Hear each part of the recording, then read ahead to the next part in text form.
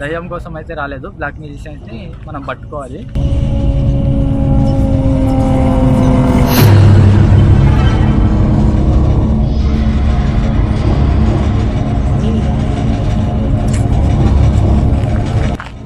So guys ఇంతకుముందు మేము చూసినాం అనమాట, ఇంట్లో కార్ వస్తుంది ఇది. సో నేను నా లైట్ ఆన్ చేయట్లేదు ఎల్ఈడి, ఎందుకంటే ఇక్కడ నుంచి చూస్తుంటే ఆ కార్ లైట్లు కనిపిస్తున్నాయి నాకు, సంథింగ్ ఏదో జరుగుతుంది. సో